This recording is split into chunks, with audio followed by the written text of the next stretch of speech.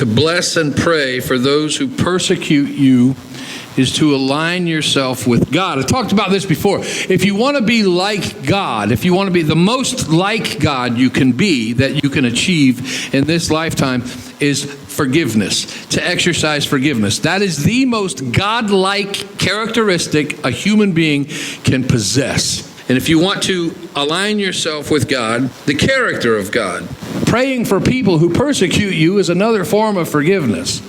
It's just decorated differently, but it's the same thing. You're wishing well, and you're hoping the hand of God onto the hearts of someone who's hurting you, or someone who seems unreachable. You look past. You have to look past these things that other people do and say that are nasty. And I know it's not always possible, but you can catch yourself within 5 or 10 minutes, and you can correct it. Pray for your enemies. Pray for your persecutors. You ever have, a lot of people, you have that one person that you just can't get past, that, you're like, listen, no, I'm not, I don't want to deal with this person. They've done something horrible to you, or they've made you really, really, they betrayed you or something, or they're cynical, they're snide, they're smug, they're just, man, they're impossible. And a lot of us have a person like that in our lives. And what's Jesus tell us to do for those people? He says, pray for them. Listen, this is important. I want you to think about this. It's hard to hate someone if you pray for them every day. It is. If you pray for someone all the time, it's difficult to be mad, to stay mad at them, or to have contempt for them. Yeah, I mean, if you pray a heartfelt prayer, I don't mean a prayer like, hey, Jackson, idiot God, will you please give him what he's got coming? Thank you. I appreciate it. I'm not talking about that. I'm talking about praying for Jack like, listen, Father, please, he would touch his heart. I know he's angry. I know he's hurting. I know I'm his emotional punching bag, and I can take it, Father, because I know he doesn't mean it. Put healing in his heart. Give me the right words. Put the right things in my heart to say at the right time. Let me absorb the punches he delivers, because they don't hurt me. They're only hurting him, Father. Just work in his heart. I'm talking about a sincere prayer like that for Jack. And it's hard. If you do that for someone that you don't like, it's hard to stay mad at them.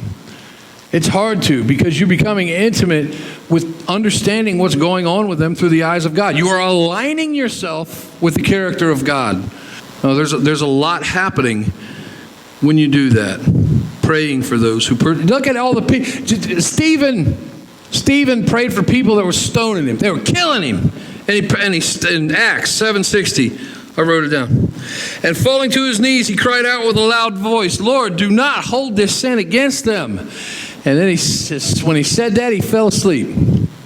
Well, he died. His body died. Jesus did it. We know Jesus did the same thing. One of the most known parts of the Bible is when he was hanging on the cross, the people that tortured and murdered him.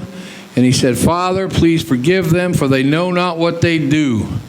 They have no idea what's going on. It's like watching little kids play with poison. Man, they don't know what's in their hands right now. They have no idea. And through the eyes of God, witnessing humanity do this. That's why Jesus said that. They know not what they do. Please forgive them. They have no idea what's going on. Jesus prayed for his enemies while he was being killed. Stephen did it while he was being killed. Loving and praying for an enemy is not what the world would do, but it's what the Christian is supposed to do. The most important thing to remember is we're supposed to do this. We are supposed to be different from the world. You can't go out into a crowd like, you're a Steelers fan and you're a Browns fan and you're a Buccaneers fan, and we're not like that. We're supposed to be apart. We're different. We don't blend in with our own jersey. We don't have a jersey. When you wake up in the morning, people say, come on, Pastor, that's not realistic, man. I know you've been mad at people before. Of course I have. But you don't go, I'm human. I'm only human. I'm only human. You have to consciously adopt a school of thought that I'm a Christian first before I'm a human. That may sound hard to believe, but it's not. Before you say, hey, look, I'm just human. People use that as a cop-out. Man, it's a cop-out. Well, hey, I'm only human. No, okay. If your first thought is, I'm a Christian, and then I'm human, because being a Christian, you get the eternal perspective. Being a Christian means eternity. Being a human means a pine box. because that's ultimately is what the end is at the end of being a human. But what's at the end of being a Christian is the beginning of eternity. So it makes sense to look at your life when you say, oh, I gotta take this from people. You're not taking anything from people. You're taking something to people. When you pray for your enemies, when you extend your hand, when you let them wear themselves out if they have to, I ain't going to take that. You're doing something good for them by loving on them and praying for them. Be a Christian first and a human second. What's the takeaway? I guess the bumper sticker of the whole sermon is, if you repay good with evil, that is evil. If you repay good with good, that is human. But if you repay evil with good, that is divine.